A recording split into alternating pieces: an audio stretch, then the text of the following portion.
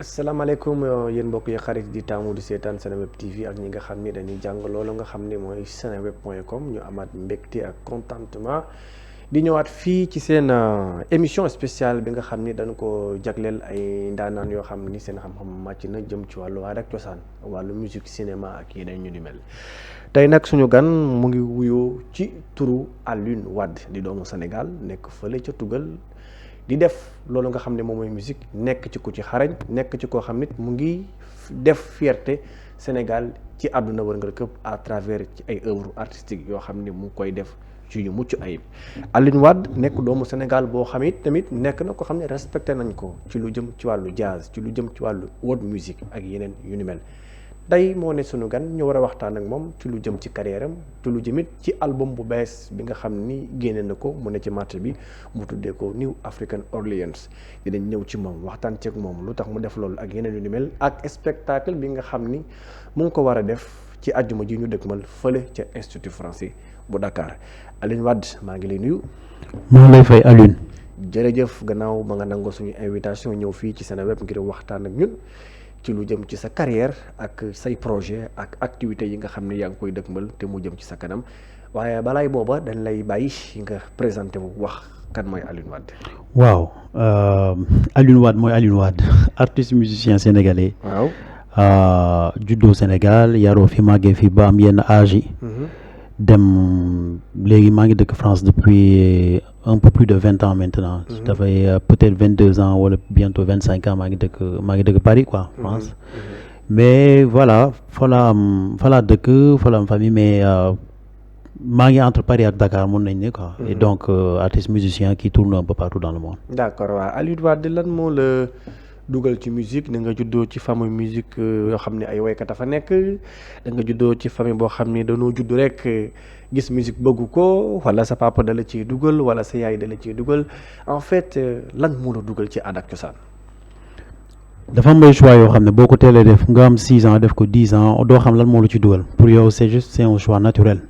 parce que boo juddoo j'étais entouré de musiciens sama papa musicien la woon.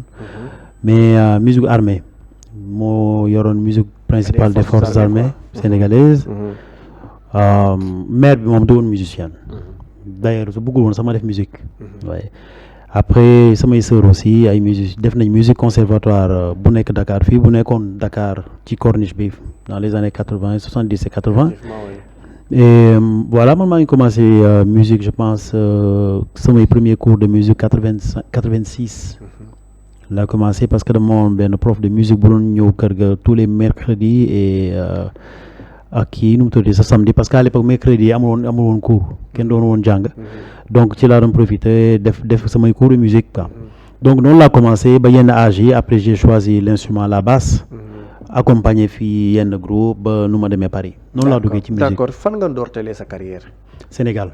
ci ban kuréel nga nekkoon ci ban groupe nga commencé woon a way ak ko daan àndal ak ñan ñoo la gënoon a influencé ci jamono bi nga xam ne yaa ngi doon commencé di dugg loolu nga xam ne mooy musique.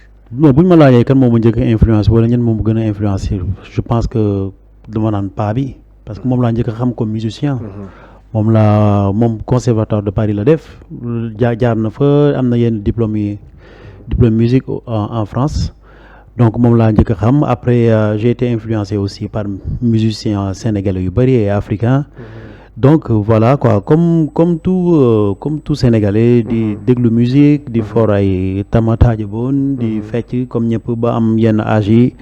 ci la intégré groupe parce que amoon naa groupe xale nii rek ba mu nekkee jeune mais j'ai pas trop yàgguma ci noonu ci groupe quartier yi jaaruma ci noonu quoi doon naa fréquenté ay musiciens nag yu amoon yenn groupe quartier yi yu amoon yenn notoriété comme le groupe Missal mais sinon ba ma amee foog naa 18 19 ans ci laa commencé à Ismaël Lo. d'accord j'ai fait 8-9 ans ak moom.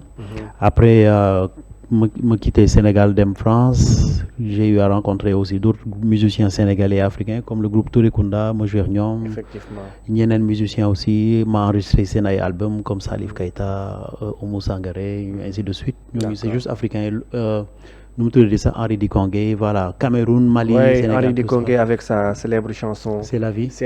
Ouais. Une très belle chanson devenue culte même. Oui, effectivement. Au Cameroun. Et alors on va revenir un peu aussi sur ci sa carrière. basse nga xam ne ci lañ la gën a xamee guitare basse noonu nga nekk ci koo xam ne xarañ nga ci lool man gis naa la à l'œuvre à la Biennale de Dakar à travers loolu gis naa la feneen ak feneen nga ci joué dafa mos a nekk loo bëgg wala dafa newoon loo xam ne choix la woon nga choisir instrument boobu bëgg koo def comme instrument de métier.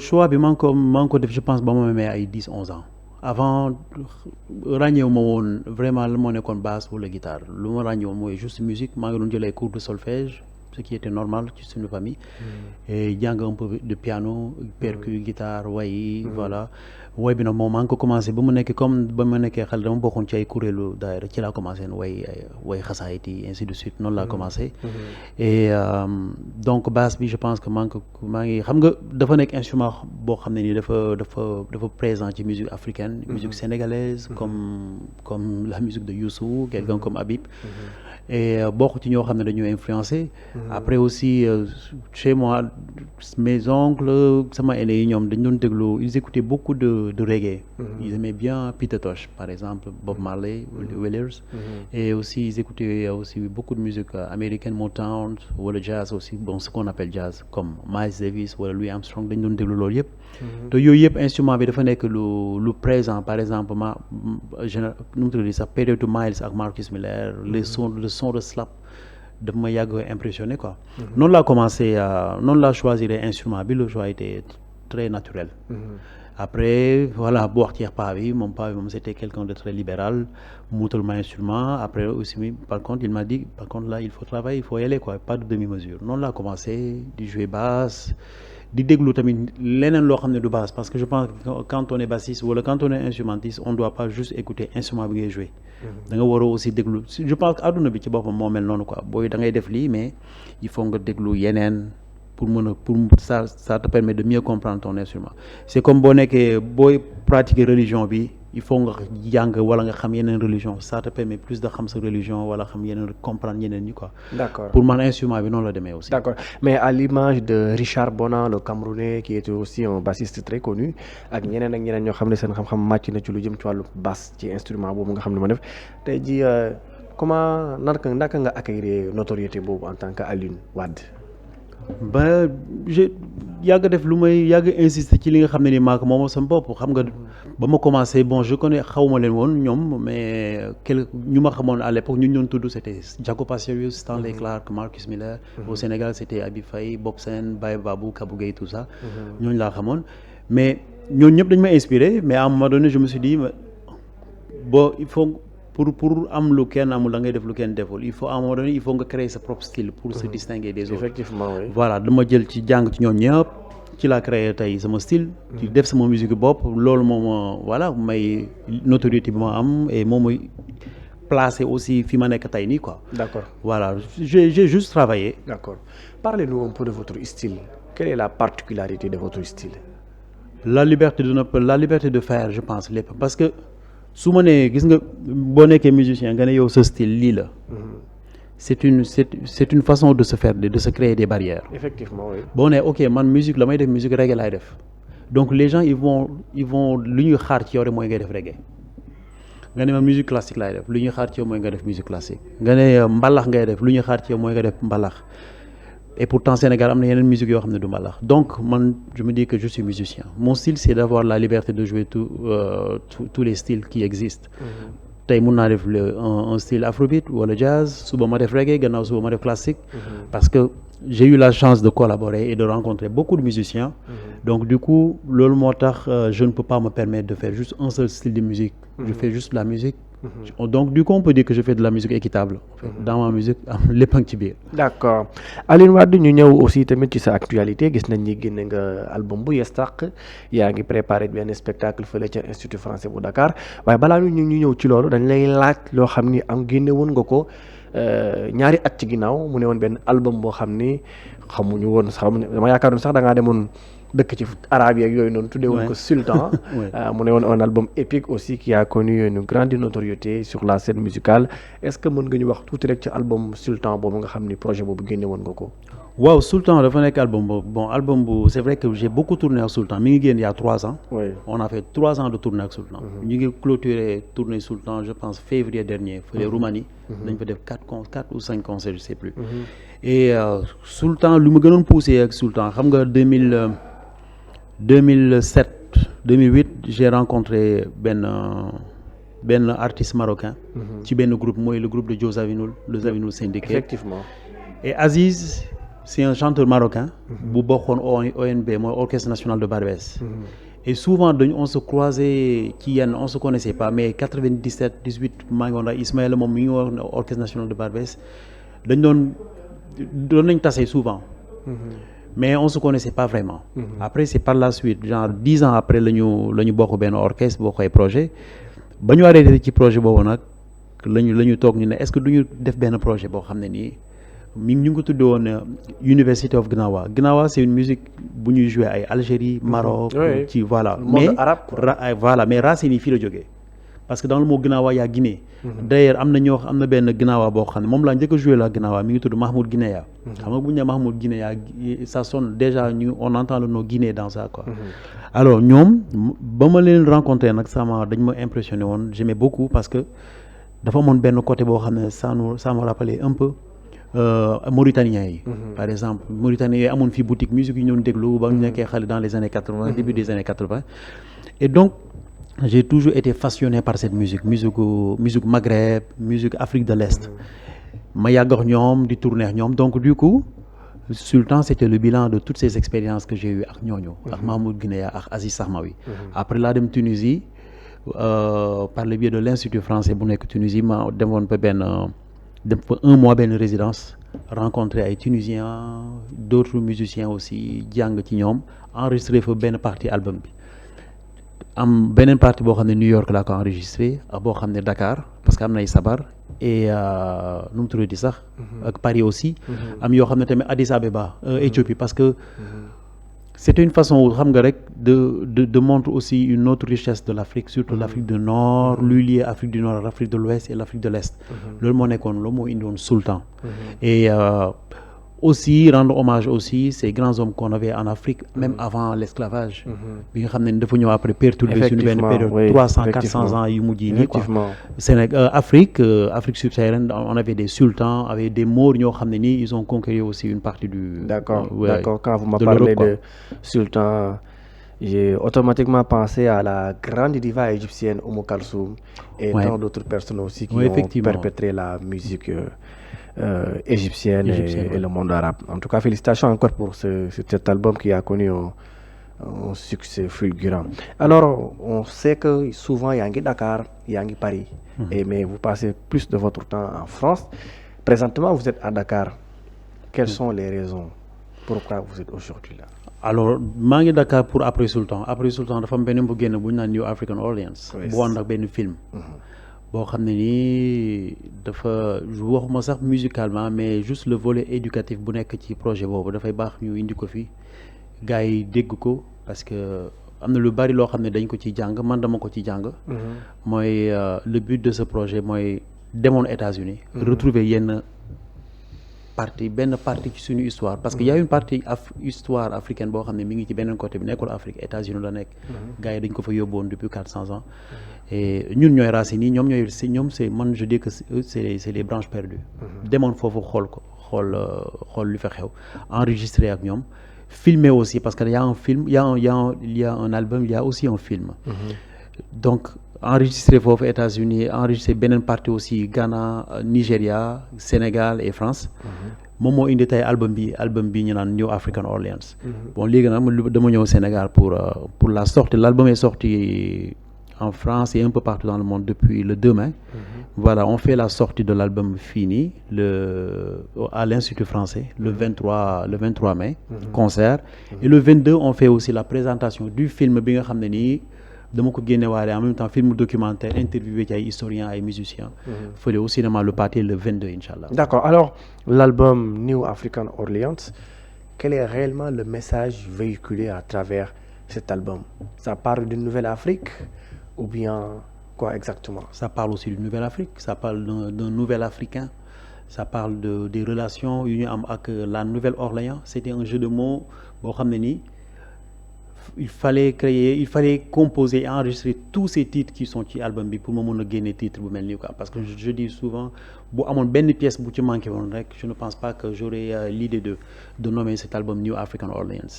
Donc c'est pour montrer une autre image de l'Afrique boo xam ne ni souvent gars yi dañ koy ignorer. mooy une Afrique culturelle, cultivée, une Afrique très riche en couleurs, très riche en musique, et montrer aussi et créer ce pont qui existe depuis 3-4 siècles maintenant avec l'autre côté de l'Atlantique, en l'occurrence les États-Unis, comme surtout la Nouvelle-Orléans, et montrer aussi aspect yi nga xam ne ni dañ ko bokk ñu wax ñoom mooy aspect culturel, éducatif, mooy musique, nu mu tudd sax spirituel, comme maanaam voodoo wala yenn ndëpp yi nga xam ne dañ ko am fii Afrique. Et aussi il y a aussi un volet culinaire, c'est-à-dire cuisine yi nga xam ne dañ ko nduróole ñoom dañuy lekk ceeb comme ñun kanja, comme ñun tu vois akara, ñebbe, même plat yi la ñuy lekk comme ñun fii quoi, la ñuy pratiquer comme ñun. Donc c'était aussi une autre façon de mettre de la lumière sur tout cela. Super nga wax nga ko sànq, am na ci benn film boo xam ne dinañ ko fësal, dinañ ko projeté mu nekk benn avant-première moo war a am le 22 fële ca cinéma Pathé bu Dakar. waaye ñu gis nit film bi yaa ngi ko duppee tukki, te ku ñu tukki ci kàllaamay nasaraan mooy voyager. léegi tukki boobu lu ko wundu woon. tukki boobu dafa mus a am depuis 300 ans 400 ans, mais tukki bi différence tukki bi ak tukki bële mooy tukki bi da ngay dama dem ak sama propre gré, dama dem ak sama nafsu dem et avoir la possibilité de revenir. kon da nga dem ci sa coobare bopp. dama dem samay coobare bopp exactement, dem yóbbu fa sama bopp, dem xool li fa am ba pare ñibbisiwaat, parce que ñoom ñu demoon ñi ñëwuñu parce que ñu ngi leen jaaree ci porte sans retour. aller sans retour, ñoom dañuy dem amatuñu woon possibilité ñëwaat. Mais ñun le fait que ma voyager ak musique, voyager dem xool lan moo fa am, gis fi li fa am ba pare war a amaat possibilité ñëwaat wane fii lan moo am fële. loolu moo wund woon tukki bi. d'accord, def nga tukki bi, dem nga ci biti réew, dem nga feneen ak feneen, am nga loo fa mën a am nga loo fa gis ak leneen yoo fa def ci lu jëm ci sa histoire ak yeneen yu ni mel. léegi maanaam film bi ndax ba nga ko defee ba pare ñu war ko fësal. ay bis yu ñu dëkkmal, yow lees cu mën a jàngatee gannaaw ba nga demee fekk fa la nga xam ne gis nga ko ci lu jëm ci wàllu histoire ak taarix. yii luñ fa mën a jàngate bari na ci histoire. man ba ma fa demee ñu ma fa gis am na ñoo xam ne ngay foog ne démb lañ jógee Afrique te pourtant mat na 300 ans bañ fa jógee quoi. benn lañ xaru kanam yi benn lañu. da ngay xam ne ñii vraiment lu ñu bokk ak ñoom bari na.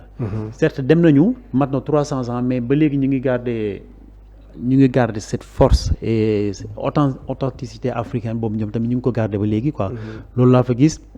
jàng naa fa tamit lu bari, jàng naa fa vraiment lan mooy jazz, jàng naa fa ne jazz en fait du musique. du musique kese. Jazz témoin de l'histoire la. État d'esprit la, concept la. Je dis en fait xam nga c'est là où je me suis dit qu'en fait dans le jazz dafa am lenn lu am mooy partage, mooy inviter l'autre sur scène et venir partager des moments comme teranga comme Sénégal. Hospitalité boobu am si biir jazz dafa nekk loo xam ne cette racine yi fii la jógee. Africains yi yóbbu ko fa bañ ko fa yóbbee aussi ñu mélangé wu ak yeneen communauté yoo xam ne tamit dañ leen fa néew leen doole comme italien bi, comme juif bi, tout ça ñu créé tey li ñu naan jazz. Donc voilà ci laa ne en fait le jazz c'est plus qu'une musique, lan la concept la, mouvement pour la liberté la. Donc voilà te foofu moo nekk vraiment berceau jazz muy Nouvelle-Orléans. effectivement comme ni nga ko waxee, parce que tamit am na ci ay musique yoo xam ne aujourd'hui on peut les considérer comme des moyens d'expression, parce que jazz aussi, si on se souvient de l'histoire, si on creuse bien, a toujours été un moyen d'expression pour les afro-descendants dans les entrailles les plus profondes de l'Amérique, pour pouvoir exprimer et dire réellement li nga xam ne moom lañ bëggoon a wax. yow nga nekk ci yoon woowu it nekk di def li nga xam ne jazz ak yeneen style yoo xam ne yaa ngi koy def. ñu gis it nii yaa ngi préparé benn spectacle fële ca Institut Français bu Dakar. waaw d'abord le 22 fii cinéma Le Pathé. ci la ñuy présenter film bi, mais c'est sur invitation. Le 23 inchallah ñoo ngi Institut Français pour concert, pour présenter aussi album bi ak samay musiciens. Il y aura un spectacle, un très beau spectacle le 23. Et le 24 dina am benn table ronde boo xam ne ñu ngi koy defee fee ci musée des civilisations noires boo xam ne dina am ay historiens yu fa bëri yu fa nar a teew. te surtout table ronde bi aussi je conseille vraiment aux jeunes là à cette nouvelle génération même les étudiants bu dee mën nañ fa ñëw parce que xam nga du yoo xam ne day am saa su ne donc yooyu yu am bu amee. day baax ñoom ñëpp ñu teewee ko parce que lu ci nar a génne ci xam-xam xam naa dina bëri quoi. d'accord Alioune xam naa ne li ñu amoon ci ay simili buur na waaye balaa ñu lay bàyyi nga dem dañ lay bàyyi tuuti nga wax ñu li nga xam ni yaa ngi ko dëkkmal ci sa kanam ci lu jëm ci say activités. waaw bu ñu jógee fii nag moom dañuy dem Paris d'ailleurs xam naa ne Seneweb aussi c'est une chaîne qui est très suivie en France et voilà ci diaspora bi yëpp. donc waa sénégalais yu nekk Paris aussi maa leen jox rendez-vous le 4 juin fële ci studio de l'Ermitage à Paris c'est une belle salle de spectacle de concert le 4 juin après le 7 juin ñoo ngi dem Angoulême pour musique métisse après voilà ñoo ngi tourner ba novembre il y a beaucoup de dates quoi.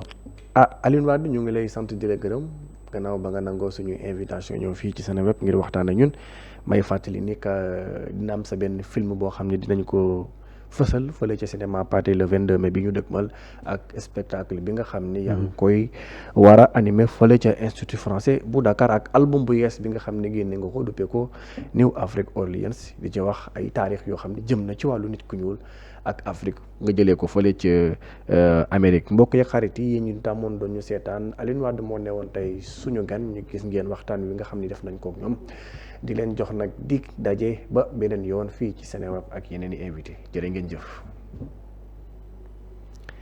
merci beaucoup Alioune. c'est bon Amad. kat na woon